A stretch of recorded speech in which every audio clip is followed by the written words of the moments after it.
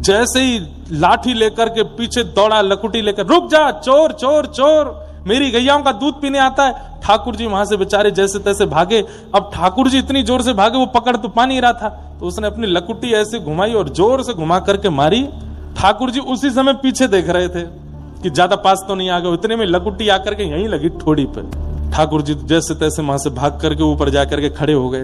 तिरुपति भगवान, अब आज दूध मिल गया उसको, दूध निकाला, कंधे पर लाद करके ऊपर आया, बाहर से बोलता आ रहा है, क्षमा कर देना भगवान, 3 दिन आपको दूध नहीं दे पाया। अरे एक चोर मेरी ग्वारिया गौशाला में घुसे आया था और उसके कारण ये, और आज मैंने उसके अच्छे से, पता नहीं कहीं तो उसके टूटे होंगे हाथ पांव, ऐसी जोर की लकुटी घुमा के मारी थी। अब याद रखेगा, जीवन में कभी दूध पीने नहीं आएगा। ठाकुर जी मंद मंद मुस्कुरा रहे थे, बोले अच्छा। उसने आकर के प्रणाम किया, दूध भोग सामने रखा। जैसे ठाकुर जी की झांकी देखी, थोड़ी में से रक्त निकल रहा था, नेत्र सजल हो गए, घबरा गया। बोले जय जय, ये आपको किसने मारा? ये इतनी श्रम कैसे हुआ आपकी थोड़ी पे? भगवान बोले छोड़ो, अब रहने दो, क्या बताएं? नहीं नहीं बताओ, वो इंद्र भी होगा तो मैं स्वर्ग में जाकर के खींच के लाऊंगा उसको, किसने मारा आपको बताओ। ठाकुर जी बोले रहने दो, मत पूछो। भगवान एक बार नाम तो लीजिए आप उसका, कौन व्यक्ति है? तिरुपति का है, तिरुपति तिरुमला का है। तो ठाकुर जी बोले अच्छा, हमारे नगर के किसी व्यक्ति ने ऐसा किया, नाम बताइए आप, तुरंत नाम बताइए। ठाकुर जी बोले वो खम्भ में जाके देखो, वहां उसका नाम लिखा है। उस खंबे में प्रतिबिंब लगा था, शीशा लगा था।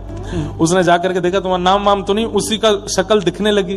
कहाँ है भगवान? यहाँ तो कोई नहीं। बोले कुछ दिख रहा है। बोले ये तो प्रतिबिंब है, इसमें मैं ही दिख रहा हूँ। बोले हाँ, इसने ही मारा है। ठाकुर जी बोले इसने ही मारा है। चरणों में गिर गए, रोने लगे। बोले नाथ मैंने ऐसा नहीं किया। बोले 3 दिन से चोर आ रहा था।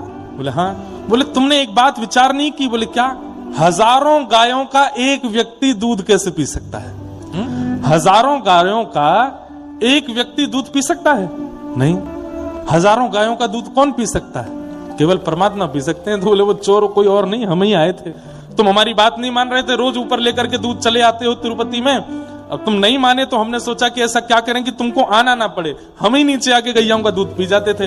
पर आज तुमने ऐसी सेवा करी हमारी, है इतनी जोर से लकुट्टी मारी। चरणों में गिर गए। तुरंत एक औषधि बना करके ठाकुर जी की थोड़ी पर लगाई।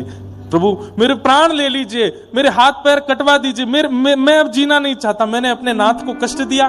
ठाकुर जी बोले नहीं, अब तुम्हारी याद में जब तक पृथ्वी पर मेरा ये धाम तिरुपति विराजमान है, मैं नित्य इस औषधि को यहाँ लगाऊंगा ताकि तुम्हारी याद रहे। कुछ मांग लो, मैं तुमसे बहुत प्रसन्न हूं। तब उस भक्त ने क्या मांगा कि नाथ सेवा करना मेरा अधिकार है, वो अधिकार मुझसे छीनिए मत, ये मेरा अधिकार है, मुझे दे दीजिए। ठाकुर जी प्रसन्न हो गए और फिर अंतिम श्वास तक उस भक्त की वो सेवा